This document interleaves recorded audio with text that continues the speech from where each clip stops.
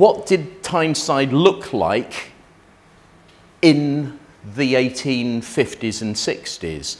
Well, actually, there was core of industry, including glassworks, but actually down to the left of the bridges, yes, there was industry, yes, there were pockets of development, but actually it's quite an agricultural area. That is a view from Tyne Museum's collection. That is a view of the late 1850s, early 1860s of the Tyne. Just about this left-hand side is the area in Gateshead with the teams just drifting along there up the way. And actually, it's a little bit of a romanticised view for sure. However, it does put you in mind of the area that George Davidson, enterprising butcher, son of a miller, got in on the act of glass production. Not an easy choice to make, but actually he, as a sharp businessman, thought there's money to be made out of glass. Just to orientate you yourself, the area that we're talking about for the location of Davidson's glasswork, which he created and built on a greenfield site, for want of a better word, for start of production in 1867, was actually on a kink here on the River Thames. There we are, there's Dunstan Staithes, there's the Redhew high-level bridge, there's the high-level bridge, Swing Bridge, Tyne Bridge, Baltic, all of that. Pre-Baltic, the map. So, if you like, it's down there on the western side, and it's a tributary of the Tyne, and it's called the Thames, the River Thames. You can't really, well, you can see it here and there by now if you get stuck in the road traffic on the road that runs along, as if you were coming from, what should we say, the Angel of the North along. I'll go into what it is now, but actually it was a couple of years ago, it was football pitches. So that's the sort of area we're looking at. It was a Gateshead firm. Why jump on a glassmaking bandwagon? Well, there was money to be made. Pressed glass was pretty much developed by, or taken to a business level and an economically viable level by John George Sowerby, another Gateshead manufacturer. So if you like, there was a market for pressed glass. There was an establishment of that side of the industry to capture a middle class market. But actually, the opportunity, in addition to pressed glass that George Davidson saw, was for the manufacture of chimneys, i.e. glass chimneys for oil lamps, because they often broke. And what the best product is always something that has, shall we say, built-in obsolescence. So that's why a washing machine doesn't last very long at all, whereas my mum and dad's lasted for, well, lifetimes. So there was the fact that there would always be the need for constant replacement of these things, and also the things called the moons, which are the sort of largely circular blobs, if you like, that actually went over there to diffuse the light as well. But right from the word go, in the press releases, as it were, the advertisements and the trade press at the time as well, right from the word go, right from 1867, they were producing pressed glass. The sort of area and the sort of atmosphere, and I'll come on to that, there's a couple of sketches further down the line, but for the exhibition we recreated the corner of a glass-making manufactory. And what you have, pressed glass, basically is semi-molten glass that's drawn out of the kiln, out of the pot, and blobbed into, let to fall into a metal mould. It is cut off with big shears, and I'll show you later on, clever skill to actually know the right amount that would properly fill the mould rather than leaving a gap or overfilling. And then a plunger would be, big lever, a plunger would be pressed down into that mould. There's the plunger, pressed down into the mould, and that would squidge the cooling semi-molten glass into all of the ridges and furrows, and therefore you've got something that was decorative and attractive and multi-patterned just by one process. It would be tipped out of the mould onto largely an asbestos ping-pong bat as well, no danger in the glassworks or anything. And then it would be carried off, sometimes re-entered the glory hole as it was known on the end of a clamp, and maybe worked or maybe finished a little more. But the basic product would be, there we go, thank you very much, it would cool and off it goes, sometimes reheated a little, but basically off to the finishing department. It was teams of men that would work round the glass press, a team of 6, led by the bloke who would sit in the glassmaking chair, the gaffer, or sometimes in Davidson's he was called the meester, I suppose. And he would be the person responsible for the further working of it or the shaping. We'll go into detail on that as well. So from a single mould, you had many opportunities to do additional shaping and therefore increase your product range. Largely, as I say, men around the glass press. Largely, though not exclusively, it was women in the finishing department and the packing department as well, under the supervision of a warehouse manager. So that's the basic technique of pressed glass. Can go into more detail anon. Oh, I should say, praise Sunderland Museum. That's Sunderland Museum's glass press. Don't know where it is now, actually, but up there. I'm out of touch with museums. The basic products for the first 10 years, should we say, the first 20 years, actually, of Davidson's production was pressed glass. They did other things. Because George Davidson's brother and family were over in Australia, they immediately had a link to create an export trade. We called back 21 years ago the exhibition Gateshead glass from Davidson's glass from Gateshead to the world, and it's true, and I'll show you the worldwide distribution at the end.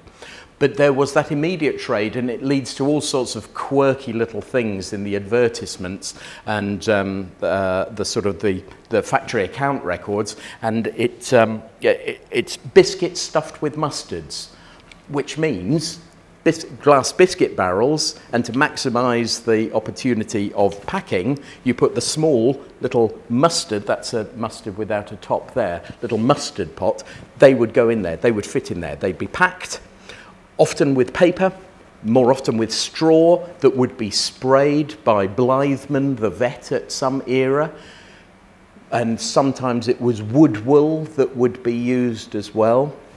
Quite a lot of restrictions on what actual product. Wood wool wasn't liked in America, so they had to pack it in a different way for the American trade. But if you like, biscuits stuffed with mustards, that's always amused me, I must say. A taste sensation. They were able to almost maximize the opportunity for different patterns and different shapes because they were canny in buying, hello sir, come on down. They were canny in buying molds that were available from other Tyneside glass companies that were either selling the molds off or actually going out of business. One of the leading ones was a firm called Heppel of Newcastle, and they had a large batch of very beautiful, very well-made moulds that Davidson's kind of took over. It's quite difficult to know whether a piece of glass is who actually made it. Unless, and this is where the wonderful collection on the table comes in as well, there's a specific almost trademark, and Davidson's had a lion coming out of a castle top, coming out of a turret, or there's registration numbers on. I'll talk more about that a little later. But you can identify the dates of glass in that way, or from pattern books. And of course, pattern books are hen's teeth as far as glass collectors are concerned. But there's wonderful things. This is a Heppel mould as well, quite a rare piece. This is a butter dish, but it's got Mr. Punch on top. This one is an absolute beauty as well. It's kind of reeds, but with sort of sea creatures as well, dolphin type. Little windmills on a little mustard jar there as well. Different bits of frosting. I'll talk about frosting later. But the traditional thing was the kind of hobnail. And because, even though they were made late 19th century and various patterns varied that sort of style, some of these moulds were in use and some of these patterns were in production for something like 60 years.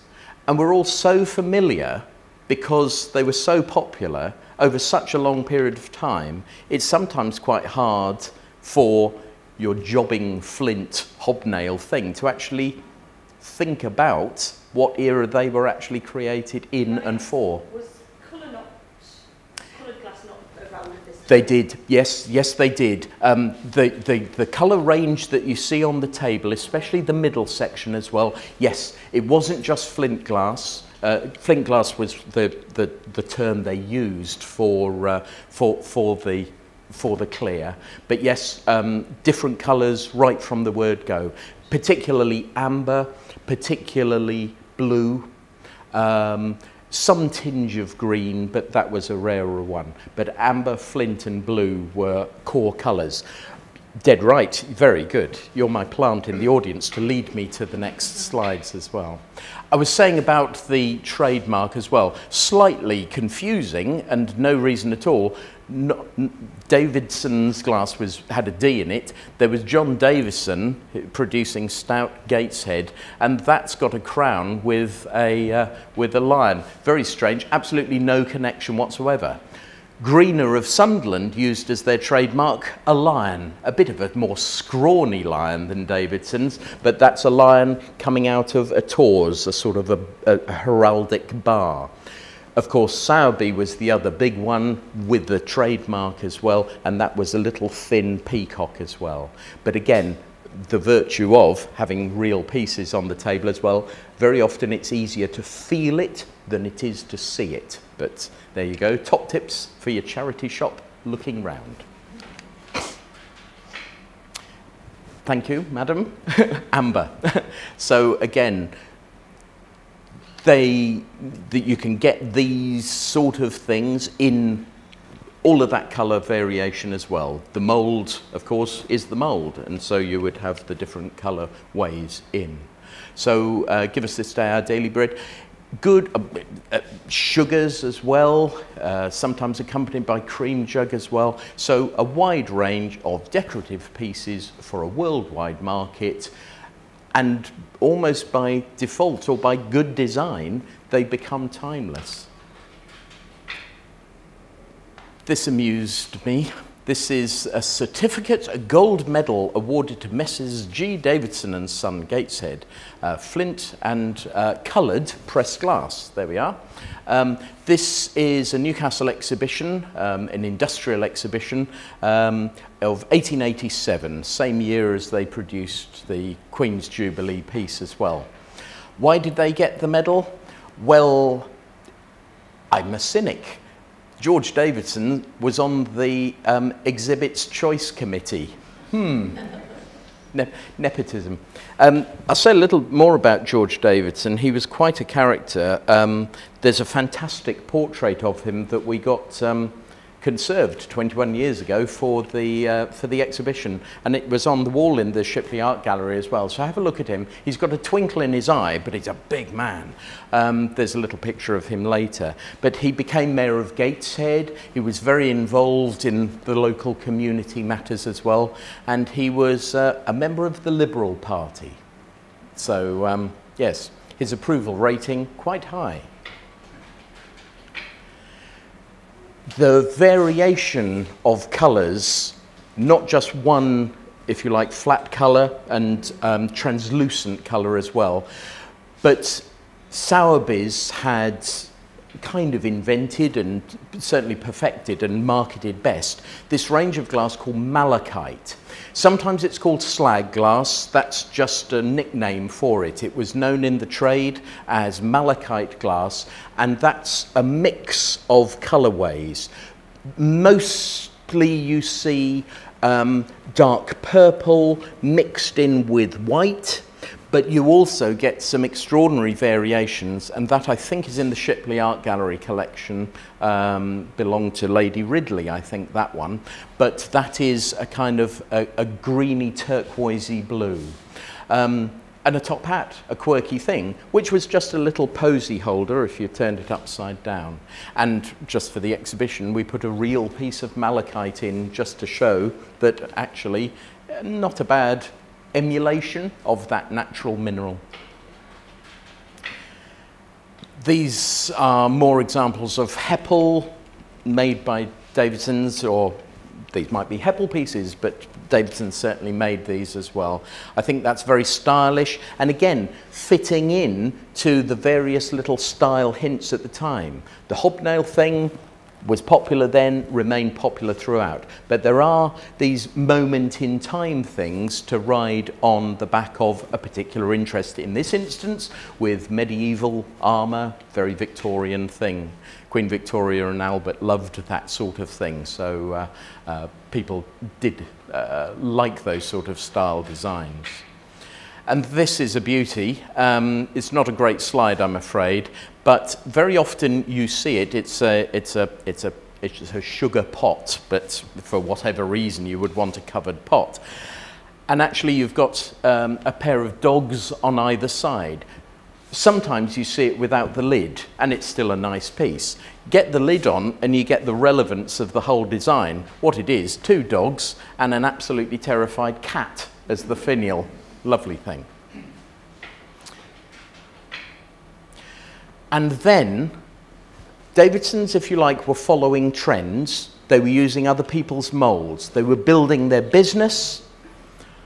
But then in 1889, they invented something that would tide them over the rocky economic time between the 19th century and the 20th century, and this was called Pearline. What it was, the first colour, that one there, lovely, in the middle of the table. I'll wave it about. It's a fantastic piece. There we go. Blue Pearline. Better. There we are. So lovely, lovely. So that was the first colourway they did, and then on to the yellow. They actually called it Primrose. What it was a particular batch of glass, particular ingredients that would be pressed, and then once it came out of the mould, it would be put on a clamp or a kind of a claw, reintroduced into the flame, and then the areas closest to the flame would remelt, and when they were taken out from the flame, when they hardened, when they were less soft and malleable, it actually hardened, but with opacity rather than the translucency, and it looked like pearl. So people sometimes, because it's written down, people sometimes say Pearline. It's actually Pearline because it has the edges looking like pearls. So that was their invention, and indeed their patent from the 7th of December 1889. Didn't stop other manufacturers doing it. Greener of Sunderland did them. Matthew Bolton in the northwest made that boat. Hard to tell without the actual registration numbers or reference to patent books as well. So that's the first, if you like, of the Davidson inventions. Oh, yes. He used to say 21 years ago, everyone's got a bit of Davidson's glass, so it's a popular thing. Just for the timeline, George Davidson passed away in 1891. The ownership of the factory and the dynamism of the factory continued because George's son, Tom Davidson, was an apprentice, had been an apprentice glassmaker. Obviously, he was brought up with the glassworks, but he was a very skilled glassmaker himself. And actually, I described there was rocky economic time. It's a talk in itself about the ups and downs of the economics of the thing. There was a lot of competition from foreign glassmakers as well as local competition and indeed national competition. But to tide them over George's passing away and over the turn of the century, Tom Davidson invented these, patented these dome-shaped flower blocks in 1910, and this was the success, the economic success that they needed to tide them over pretty much for decades to come. It's an extraordinary patent. I won't bore you with the details of it, but it is an incredibly complicated moulding process involving, if you like, two types of moulding and pressing. Do you have these? You've seen these sort of things, I imagine. They are very practical for pen holders and also for glass. They did different ones from 2.5 inches wide up to an extraordinary 10 inches, sometimes more. I weighed one this morning, like you do, just because the huge ones, it's about 6, 7, 8 pounds of glass. Imagine that, and controlling that gather. The biggest one, that one, actually needed to have 2 gathers of glass to actually put it in the mould. Then the plunger, then there was a rotation of that to make sure that it kind of dropped down and flowed down, and then there would be quite a lot of additional working. The girls would drill the holes through, and there was a redevelopment of a decade or so later just to sort of make a more coherent bit of moulding, but they're incredible things. And have a look at one now when you go home, and or you go to your granny's or whatever. Have a look at one, because they have a kind of a beauty and a kind of awe on how the hell do you make them. But again, because they were so popular, we've become, shall we say, blind to them. They are what they are, they're there. But actually, step back, have a look at them and think, how the hell do they make that? And as I say, it's pages of patent specification on how they did it, and endless drawings of plungers with rods and, God blimey, all of that. They also did some other flower shapes or flower holders as well. But nothing beat the dome-shaped flower box. You can tell the Davidson's ones maybe by the colourway, by sort of practice, I suppose, but underneath some of them, they've got PAT and then the patent number and then 1910, and that's the Davidson ones. And there's a lady I was speaking to as well. Oh, yes, madam, you were saying you had a vase, a bowl, but the 3 pieces, and that is indeed the case. Bits were sold separately, but they were sets. Quite interesting as well. If you get even the same shape and you line them up, you can tell that actually they must have made the particular 3 pieces probably from the same pot, probably operating out of the, 3 presses out of the same pot, because there are variations of colour. So rather than, off the shelf, take a dome, put it together with the bowl and so on, because generally, if you are lucky enough to have a set that's always been together, the colourway of that is a match. If you try and put other bits and pieces with it, sometimes there's a kind of a bit of a variation, particularly with amber cloud, which we'll come on to. Okay. Lots of shapes, lots of shapes. When I did the exhibition, I was very keen, because it was my thing, on marketing and the promotion of the glass. How did they actually do it? Especially the cloud glass, which we'll come on to.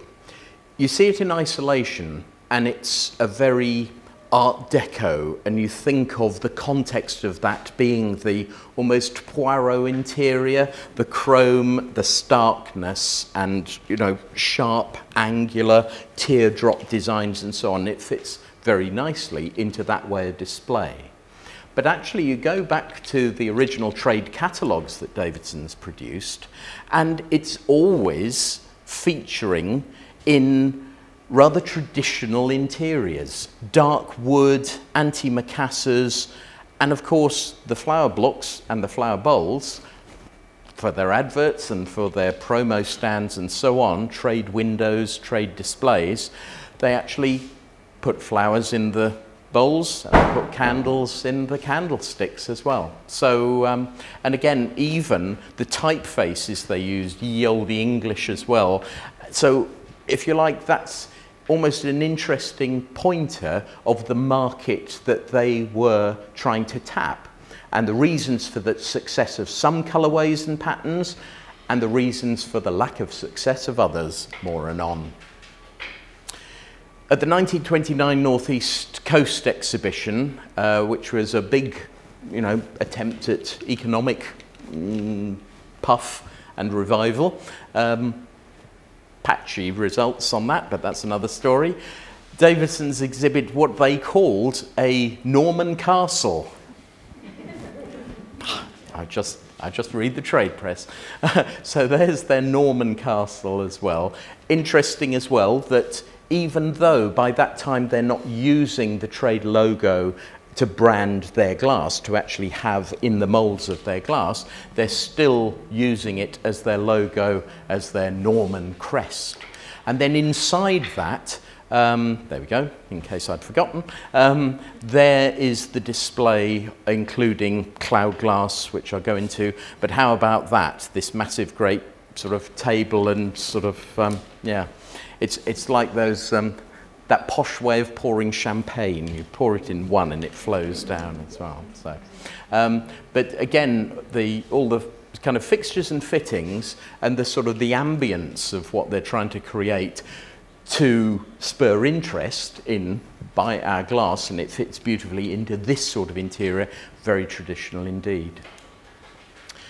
So when we did the exhibition, cool blimey, all that time ago, that's what we did. We recreated little sort of corners of rooms, and I revived this carousel of slides that I hadn't really looked at for some time a couple of weeks ago when I was booked to do this talk, and I showed my partner Fiona, who I met just around the time of this exhibition. She said, I don't think I've seen these things. I'm not sure that I saw the exhibition.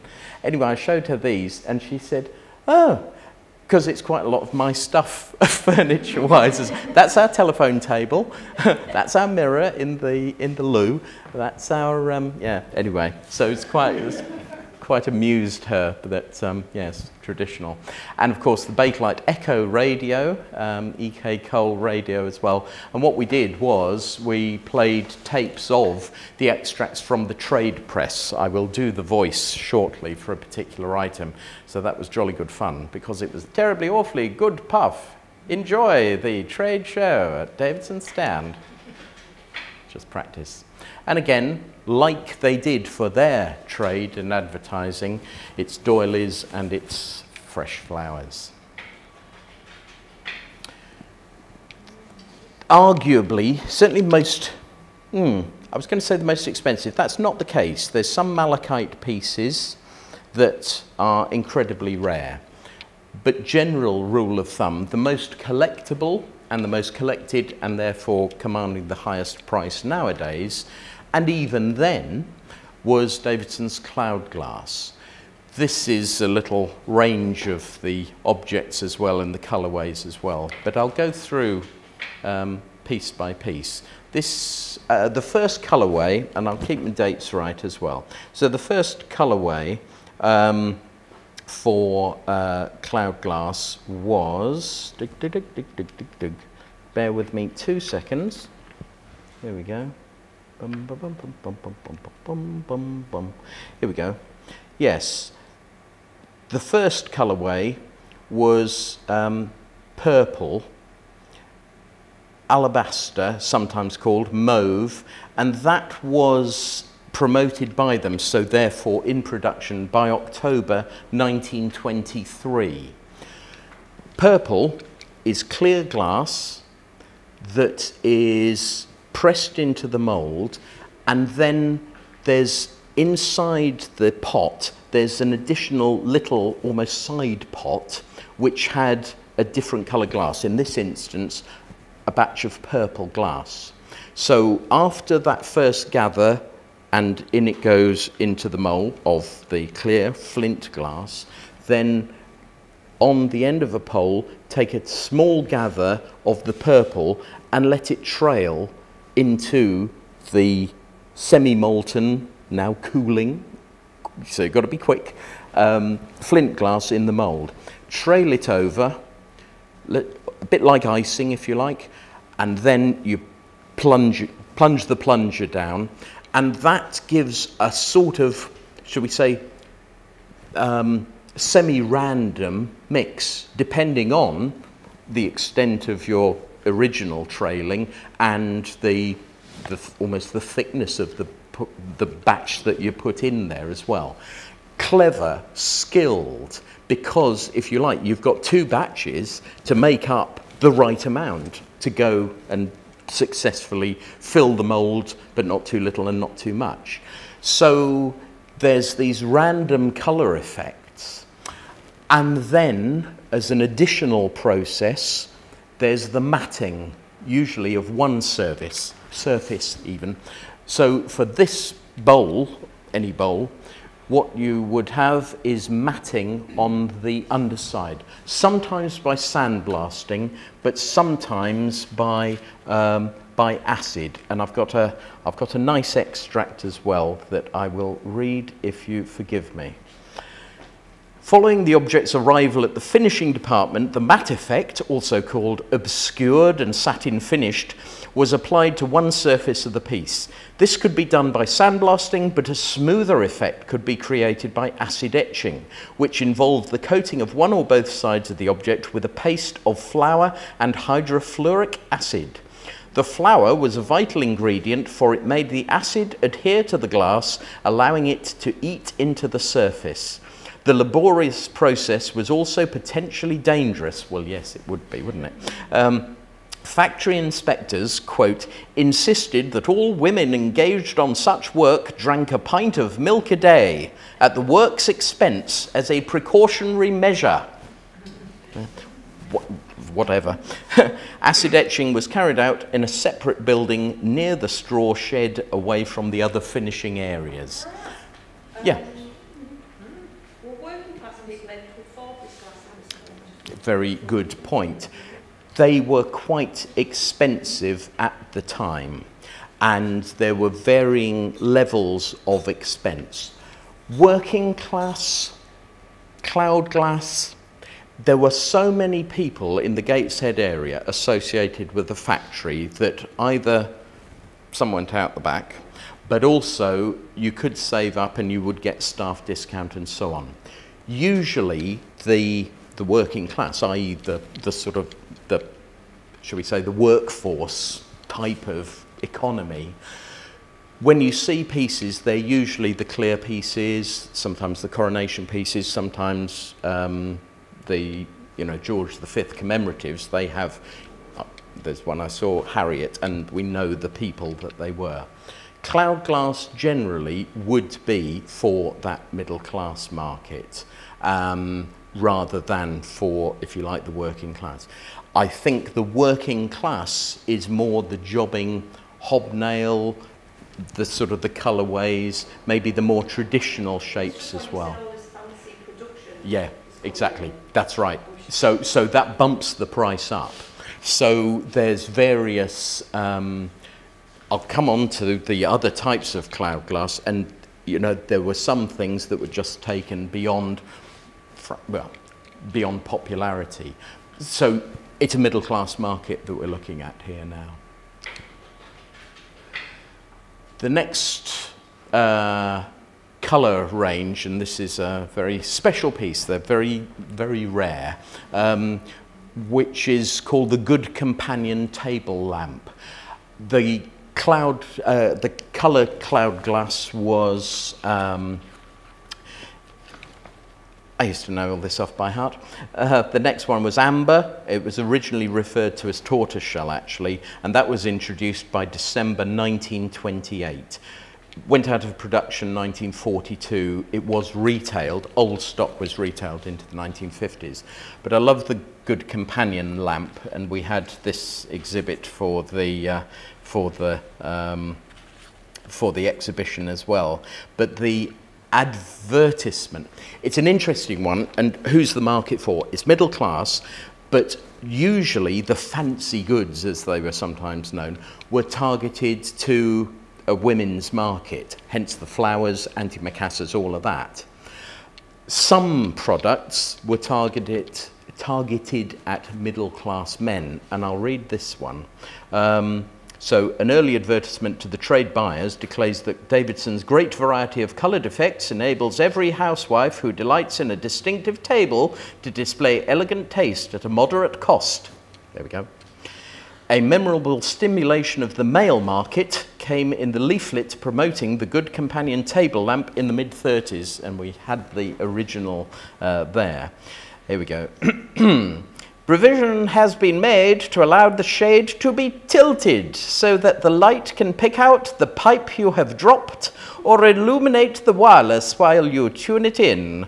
The designer must have been very human. He too must have sat deep in a chair, experiencing the full pleasure of a good book, and has designed this lamp to serve him well. Like a faithful servant, its qualities can only be appreciated to the full when it is absent. Then the gap that it leaves becomes only too obvious. Wonderful. So fabulous, fabulous thing. And as I say, very rare to get a top and a bottom undamaged. There was another lamp that they did, which wasn't terribly popular at the time, and it was called the globe lamp. Came in two sizes, I think 5.5 inches and 8.5 inches. If you ever see them, let me know. I've only ever seen, well, we had one for the exhibition, and that was very rare. I'm not sure I've ever seen another one. I know that in the early 60s, there were a lot of them scrapped, put into skips, but that's how it is. They do look like some French designs of, there was a French firm did one called the Saturn lamp. But what it is, and it's very precise, two half circles and put together with the band. So you can imagine that if you needed to change the bulb, you've got to actually dismantle the thing. So the risk of damage is immense, really. Interesting. They obviously had tons of stocks, so post-war, these were promoted by Davidson's as ideal to go on your television. So they weren't made in the 50s, they were trying to re-promote old stock. Very special piece, the so-called Tutankhamun bowl, introduced in the wake of all the excitement of the discovery of Tutankhamun's tomb, 1920s. And this was a mould beautifully cut, actually. You see it in the amber cloud. It's also in black. It originally came in black. Sometimes you see it in the jade, which I'll talk about, and also it was reintroduced in the 60s as well. And that's the mould maker, a chap called James Bowron, And Davidson's employed a whole suite of trades, including this guy who was the mould maker for many years indeed. He retired. He came back as well and revisited the firm in his 80s as well. And I met his daughter, and yeah, charming man. It does put you in mind, not him, but the precision and skill that the mould makers had to do. And there is a story, completely unproved, but I heard it from 2 different sources, which was after 2 months of working on a hobnail pattern mould, sort of cross, hobnail, cross, hobnail, cross, hobnail, would do your head in. Apparently, a mould maker just went, got up and left and threw himself into the into the Tyne and drowned, because he was so upset with himself that instead of going cross, cross, cross, hobnail, hobnail, hobnail, he'd gone cross, cross, cross, cross, hobnail, and he'd cocked up the design. 2 months' work wasted. Whether that's true or not, but it kind of shows the thing. Now that's lovely. It's not a great slide. I'm sorry about this, but this is blue cloud. That's a blue colour of glass that would be moulded in, and then a purple trail just trailed into it. So just by changing that base colour, you've got another option as well. And arguably blue cloud, it was quite popular, and it is very beautiful, beautiful thing, arguably. And they also used it on a wide range of shapes. Blue was introduced, I'll get my date ranges for you. Blue was introduced by October 1925, but it ceased production before February 1936, which puts you in mind of what was popular or what wasn't as well. And again, of course, nowadays, the smaller the date range of production, the more collectible the items, because the fewer there are around. And then green as well. Is that green? Yes, I think that's green at the back there. So, yeah, attractive colours. This is the second rarest style, colourway of Davidson's glass. What it is, it's orange. Probably, this is the original orange. Slightly later, there was one called modified orange. Modified orange probably is less garish, less like egg colours of the yellows and whites in there. But it is incredibly rare because it just wasn't popular, either styles of orange, because it's too garish for the home market that was the market that they were tapping. It was quite popular in South America, but it had a very tight date range of orange. March 1934 it started. It ceased production before February 1936. One of the reasons was its garishness. The other reason is it breaks really easily, because this is unusual. This isn't press one colour into a mould and then reintroduce another colourway over it. This is take a gather of the orange coloured glass from the pot, take it out, let it cool a bit. It goes whiter, more, it changes colour basically. Reintroduce that, swirl it, pick up some of the other gather, and you might do that 3-4 times to actually get the different colourways within your gather of glass, and then you drop it into the mould and then you press it. What you've got then is a really unstable bit of glass, because even before the pressing manufacturing process, you've got built-in instability because it's different temperatures. And so where you've got the different colours up against each other, you've had different cooling rates, and therefore there is instability of that seam. So very often you see these broken, or rather you don't see them because they've basically come apart. Orange cloud, amazing. If you ever see some orange cloud about, let me know. However, this, I've just got the base of this, and I'll show you a piece in full. These are the hen's teeth of Davidson's glass, and indeed Northeast glass. It's a colourway called Aura, which had its own patent as well, and it was purple cloud glass, that is flint glass, clear glass, that has the purple trail in, press that, and then the additional process of basically spray painting the non-facing side. So they're not particularly clever, or not particularly brilliant things for a flower vase, because you'd want the outside of that shiny, so therefore you'd want to do all your business of applying the colour on the inside. You put flowers in there, you top that up with water, and that would, well, peel the paint off actually. But what they are very successful, a low-lying bowl, because it looks like, I've described it as congealed blood, which is an extraordinary thing, because what you've got is the backing, rather than a frosting of the backing, you've got a red colourway that comes through and it glows. They're amazing things. And I think possibly next slide, yeah, it's not great. Not the ones at the front, but the one at the back there, that has never had flowers in it, that one. So if you like, it almost looks like black with a dark red background. Not popular at all.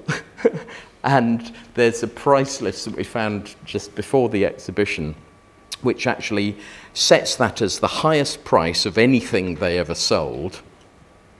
And then clearly it was a trade little price list as well, and then it's scribed out and the price has come down, and then it's scribed out again and the price has come down yet more. They just couldn't shift it because it wasn't popular, it wasn't practical, and it was too expensive. So Aura Scarlet, sort of patented and in production February 1929, ceased production before 1933. So you've probably got best part of, what, couple of years of production, but very labor intensive. Whoa. Oh, I should just flick back as well. This is an interesting colorway. There is no Davidson's name for it. At the time of the exhibition, because that's what people were calling it, called it topaz. Sometimes now you see it as briar. What it is, it's a green colour as the base colour, and then with a purple trail in as well. Limited range of shapes that this is applied to, not least the ripple vase, I'll talk about that shortly, and also the fan vase. Bear those shapes in mind, because they are shapes developed and designed by the only specific designer employed by Davidson's, and he's a chap called Fullerton. Before I go on to him, at the time of the exhibition, there were a few of these cloud glass pieces that kind of people thought were Davidson's, but I had doubts and other people had doubts, and I really hacked off one of the collectors who'd lent to the exhibition, because I included his piece in this case. However, some years later, with the power of the internet, we're able to actually know that these are made by the German firm Walter Glass as well. Hard to tell apart from they're very precise. Arguably their production is that little bit superior, and also just the trails and the clouds, there's just a slight difference in cloud. So I'm afraid it's a pedantic science, really, but it is based around knowledge and experience of the pattern books. So, ripple glass. These particularly have been thought to be, if you like, Davidson's, following the zeitgeist, the spirit of the age, very Art Deco. They look quite like Keith Murray designs for Wedgwood and Stuart Glass and so on. And you think, yes, that's fine. However, interestingly, I know because I interviewed John George Fullerton's daughter, and she told me the story behind these. Apparently, Fullerton was the only designer employed by Davidson's. He was employed for them from the 1st of January 1939. And he was commissioned to design a flower vase, make us, design a mould for us for a popular flower vase. So he came home and he said to his daughter, young daughter, I need a flower vase. What's a good flower vase? And this little girl went and got a flower vase that she'd bought. If I've got this, yes, she went and got that, which is Czechoslovakian glass that was sold for 6p in Woolworths. And she said, "Daddy, this is nice." And the daughter had bought it for her mummy, Fullerton's wife, for a present. And she said, that's a nice vase. And so the design influence, yes, Keith Murray, Zeitgeist, Spirit of the Age. Well, actually, it was based on a Woolworths 6p vase because the designer's daughter thought it was a nice shape. So there. And she was a lovely lady. She's passed away now, and but we're still in touch with her, with other members of the family. There's the man, John George Fullerton, fascinating chap. I'll quickly sprint through. He was born lame, so a Scotsman. He was sort of self-taught artist. He did study art a little, but went into the family business. But actually in the First World War, he would have loved to have been a pilot, but actually he was employed sort of more for reconnaissance. That's a self-portrait of him, by the way. And he lived for a time in Corbridge as well. Mrs. Laurie, she was, his daughter.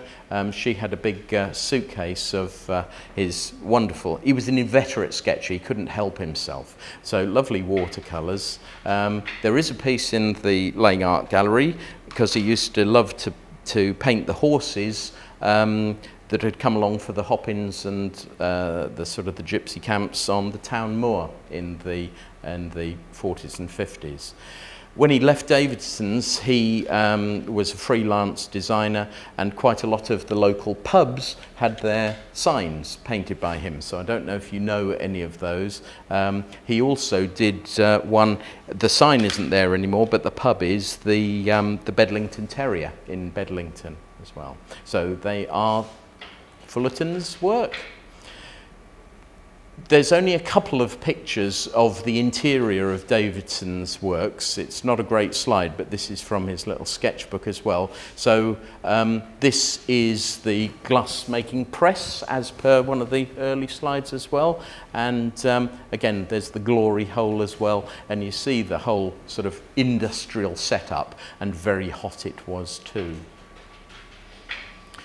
And that is a picture that he took in the First World War, and that's the German fleet heading towards scuttling themselves at Scapa was it? Up in Orkney, up that neck of the woods. So Davidson's designer took that photo.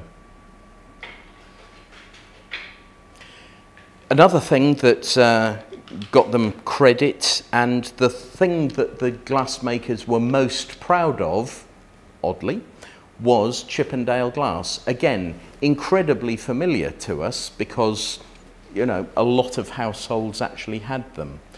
It wasn't a Davidson's invention. They kind of eventually bought the commission to be sole manufacturers of this style of glass from an American firm, Charles Price's Glassworks.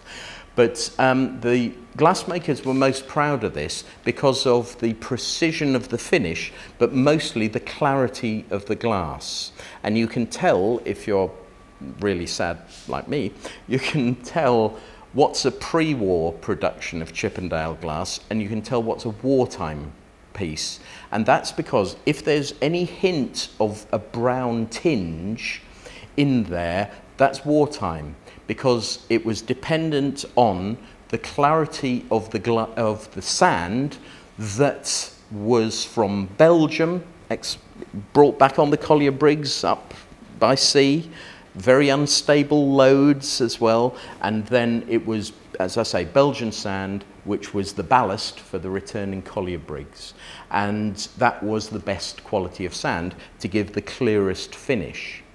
During war, obviously, there was restrictions on raw materials coming in and so on. So they had to, for their wartime production, rely on sand from Loch Aline or Loch Aline, Scottish sand. Did the job, but it didn't have the precision. And the core reason why Chippendale glass is so clear is because it's got arsenic in it. And this is another sort of triumph. It took the trade by storm in 1931. March 1931, there was an industries fair down in London, and Davidson's exhibited Jade glass with a background of black velvet. And we did that for the exhibition, and that is undoubtedly the right way to display this. Very, very green. It's a sort of, it's quite like Jade, but it's a much, Davidson's version is much deeper than that, and particularly good for trinket sets and bigger bowls. And also, I mentioned wartime. There was wartime restrictions, but also, even before the war and indeed after the war, it wasn't just domestic fancy glass. They also, in the First World War, they made sort of bits and pieces for munitions. In the Second World War, they did things for tanks, tank screens. The thing they were most proud of in their wartime production was actually runway landing lights. Incredibly difficult to produce because, of course, they had to cope with a bomber sort of slightly going over to the side and running over it, so it had to withstand an immediate impact of 15 tons plus. And Claude Fraser, who took over ownership and managership of the firm, he writes about these, and he said how proud the firm was of these, and it took endless trials and tests and the constituents of the glass and the refinement of the moulds. But he said he was most proud because he had not heard, and the firm had not heard, of any instances of any breakages, and they produced thousands for all of the many and various runways for the air strips all over Britain. And then they'd had a relationship with this firm called Holophane. They'd done moulds for them, they produced for Holophane and so on. And again, there's Davidson's glass in the House of Lords there. And those are actually, illegal photo, what the hell, those are actually Davidson's glass. And also, Queen's coronation, there we are. Davidson's got the commission in partnership with Holophane, Hierleuphien, as it's sometimes known, which is the Holophane glass like we saw, but with a gold tinge. And of course, Westminster Abbey had to be differently illuminated to prior years and prior coronations because it had to take account that it was being televised. And so that was a complete triumph, really, for Davidson's. And again, I'm not allowed to show that photo. Sorry, ma'am.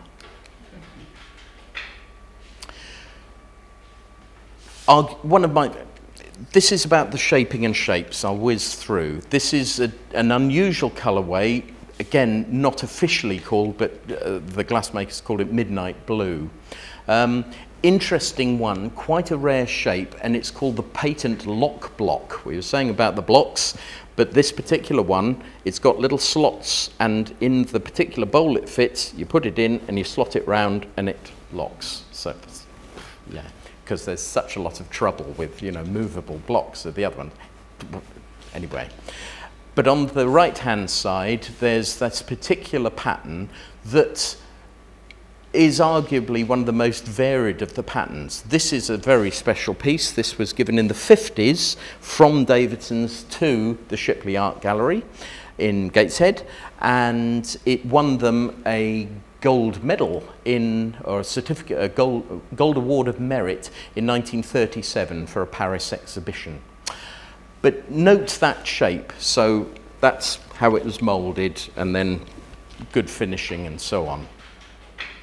And actually, the same mould, or it wasn't just one mould, there would be a suite of moulds of identical shapes. This is exactly the same mould, but because it's got its lips turned up, so it turned it upside down, that's before I was grey, good grief.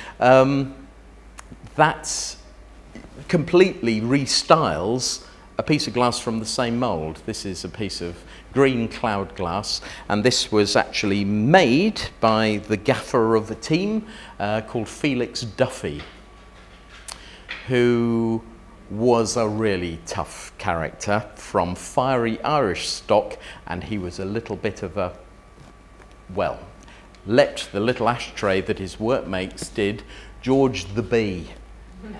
Okay, you get the drift. Those are his glass-making shears, and those 3 pieces were, after the exhibition, donated by, I think, his daughter to the Shipley as well. So, talking of people, Stan Steenson, from a dynasty, if you like, of glass makers. His grandfather before him and his father before him had been glassmakers at Davidson's. I never met him, but I met his wife and picked her brains as well. And it's a nice little case study. Ernest Steenson, known as Stan, he used to, when he was a child, a young child, he used to play with like a fork and a box of treacle, you know, the sort of golden syrup, or he used to sort of glass make, because he'd seen his father and his grandfather obviously taken to the works, and he used to play with the treacle when he was little. And apparently all through his life he used to make glass in his sleep, much to the annoyance of his wife. So he would be doing this. And on his first day of work, he was about 11, something like that. It was the first time that he had shoes. And so he went along, and unused to wearing shoes on his break, he was a water boy, which was the little sort of almost junior gopher who would go and get the beer from the pub, which would be the Magpie or the Coffin, as it was known, the Forester's Arms, and he'd bring it back on a broom shank, and hell on if you spilt a drop, because of course it was so hot in the works that you would need to top up your fluids. Anyway, first day, had a break, took his shoes off by the gut, which is the filthy tributary of the thing, kind of went home. Mother looks down, goes, "Tanny, where's your shoes?" And he'd forgotten, because he was so unused to wearing shoes. So the whole family, because shoes were expensive, legged it back to the factory, found them. He was slightly told off. But he worked for, I think, over 40 years at Davidson's Works, retired, couldn't go back to glass making, but he became their gatekeeper as well. That's how it was in 1992-ish, something like that. There's the gut. We made a model of it for the exhibition. I've no idea where it is now, sadly. I don't know if it's survived. There's an image of the interior by local artist Byron Dawson, but again, it shows the workforce and sort of implies the heat. I mentioned already that there's the glass packers as well, having a lovely time with the export trade all over. And there was quite a community. There would be, you know, pigeon fancying going on. There would be charabanc trips and so on throughout the works. The employees cared about their workforce. Oh, and there's an interior of the Magpie pub, quite rarely. It's demolished now, but that's where they went, and that's where their booze was supplied from to top up. Just a quick one as well. We've got George Davidson there, quite a big, good Victorian character. Thomas Davidson, very kindly chap, skilled glassmaker himself. Ownership of and managing directorship passed to Claude Fraser. Had a difficult time because he steered it through the war. After that, it went into various other ownerships. There was a few highlights post-war, this sort of style of design, and they followed some other patterns. Eventually it was taken over by Abraham's family, a Birmingham plating manufacturer that had had a relationship with Davidson's already on fitting the edges, the metal edges, or to some of the Davidson's product like that. They took over the works, for it was a hard time economically, and they were mad as a box of frogs. I met Jimmy Abrahams, the chappie in the middle there, and he freely admitted that he had fantastic stand-up rows with his brother in the car park, and they used to let each other's tyres down. It was mad. But they did what they could. There was the reintroduction of some use of Victorian moulds, 1920s moulds, just trying their very best to get some new styles going. And this is a type which they called alabaster in the 1960s, but it never really worked out, and it was really difficult to model. There was a particular white glass that they used for some lighting that was called Furlux, and it was really hard to control the colour balance, and this range of products in the firm was called That Bloody Furlux Stuff. They did try their best. Of course, other leading glass manufacturers after the war, the likes of Whitefriars, there was the sort of jumping on the bandwagon there. That's a particular range, 1969, came out at the time of the moon landing, called Luna. But again, it wasn't brilliantly produced and it was hard. So you've got the letter there from 1977 from Her Majesty, or a flunky, because they shamelessly sent her a celebratory piece of glass, 1977. And again, just quickly to whiz through some of the other bits of production. There's that still exists, the office block there, typical 1930s industrial design. And there were some other bits and pieces. I imagine they're fairly gone by now. That was the exhibition as well, good grief. Yes, 21 years. And that was another sad thing, really. That there's no computer graphics on that one. We took a box of glass along to Leamington Glassworks, where Brian Scott, who worked there, used to be at Davidson's as well, and we set it up. And rather than have them posing behind, we had them be industry. So that's a poignant picture of the last of the pressed glass works of Tyneside in the background of a firm that had closed just a few years before, 1988 in fact. Where did it go? It went all over there. So there were agents in each of those towns, countries, so it truly was a product that went from the northeast all over the world, and you can still find it all over the world, I'm told. So thank you very much. I'm sorry I've gone over a little bit, but it's quite a story.